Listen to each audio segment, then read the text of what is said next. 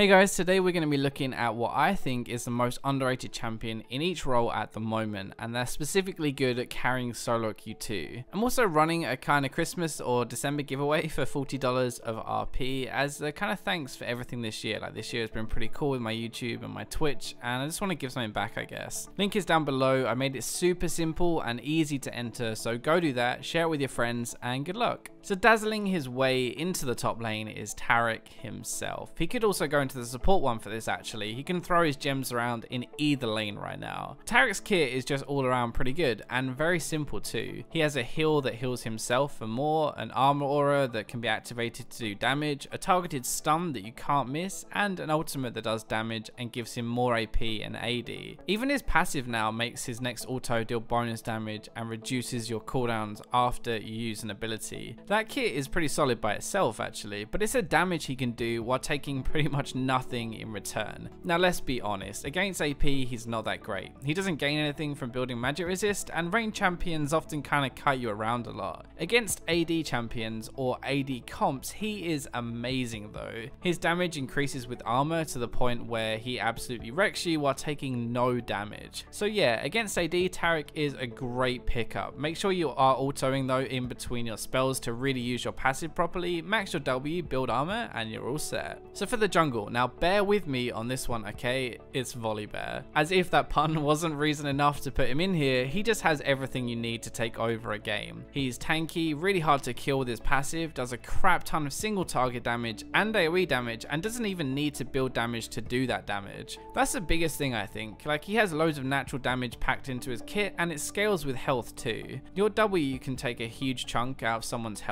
even early into the game, and then late game it starts to seriously hurt once you actually have some health boosting it. 1v1 Volley is great because of his passive. It makes it near impossible for anyone to invade you, and if you ever find someone alone you're almost always going to come out on top. Something most people don't think about is that you have this huge advantage in a counter gank or a 2v2 as well. That passive makes you so hard to focus, and you do so much damage that if they don't focus you then you just kill everyone anyway. He's a great ganker, especially with his flash, and it's so easy to do too. Overall he's easy to play, high impact, low risk, so he's a great pick for any elo. Now picking the mid laner has put me in a bit of a bind, and I'm not sure where to go with that pun, but at least I got it in there, right? Okay, well Morgana used to be the go-to mid laner back in Season 1 and Season 2. I mean, I even learned to play the game with Morgana mid years and years ago. She has a perfect kit to be a mid laner really, like great wave clear, good kill potential, really hard to gank, very safe, and very low risk. The problem has been kind of that if you miss your bind, you basically have nothing else, and that means that she can be really low impact in theory. The things that make her great now though are really her opponents are back to pretty passive, which means she can just wave clear and farm, and also how good she is with the Frost Queen's claim. That item is insane on Morgana, and it kind of covers up her big weakness of if she misses her Q. Like, you can just get the gold from it so easily, and then the ghosts will slow people, making it really easy to hit the bindings, or you just run up to them and ult them. I cannot say enough either how good those ghosts are with Morgana. Like, seriously, every time you use it you should either get a bind or force a flash, and late game that is a great way to engage. In lane you just focus on farming, poke with your binds if you can, and once you have a few items you start to harass and dish out some serious damage. Moving to the bot lane, this guy has been flying under the radar for a while. You know, it's kind of almost like he's just stealthing his way up to the top. So the rune has changed where it can now crit is a thing that really brought him back, honestly. Twitch's lane phase is average. I mean, it's okay, but he can get poked pretty easily by ability-based AD carries. Once you have your ultimate, you can start to stealth up to people more and go more aggressive. Not many people can actually stand up to you and kill you quicker than you can kill them, especially with a ghost blade active as well. Runins with your ultimate is just silly, really. That's the only way to put it. Your ult already attacks everyone in a line at huge range and gives you bonus AD, and now it attacks everyone around them too and crits them and applies poison. That is a disgusting amount of damage really, and late game I don't think anyone can really top his damage in team fights. Twitch has moved to more of a team fighting champion now. He's still able to assassinate people, but your real strength is just sitting at the back in team fights and wrecking everyone. That's why I kind of think he's underrated. Not really the best in lane, but in team fights you get massive long AoE crits and can take over the game. If you're ahead, it's devastating and really hard to come back against, and if you're behind, then it's enough to give you a chance to come back, and it's really rare for an AD carry to be able to do both. Now Zyra has slowly been blossoming into this nasty, evil, annoying, high damage support that for some reason does more damage than anyone else in the entire game. Frost Queen's claim is great on her. She gets the gold generation and damage at the same time, which is going to help her accelerate her build throughout the game, especially when her plants can get you the bonus gold. The biggest thing really with Zyra is just her damage. Let's be honest, she has some utility and stuff, but you pick her because she will kill stuff and kill it fast. The downside to Zyra has always been she's very low health, and if you get caught or positioned badly, you are going to die. So yeah, if you're bad at keeping yourself safe, you should probably stick to someone like Taric. If you are happy though to stay at the back and pump out damage, or especially if you main mid lane, then this is a really good support to play if you're forced into the support role.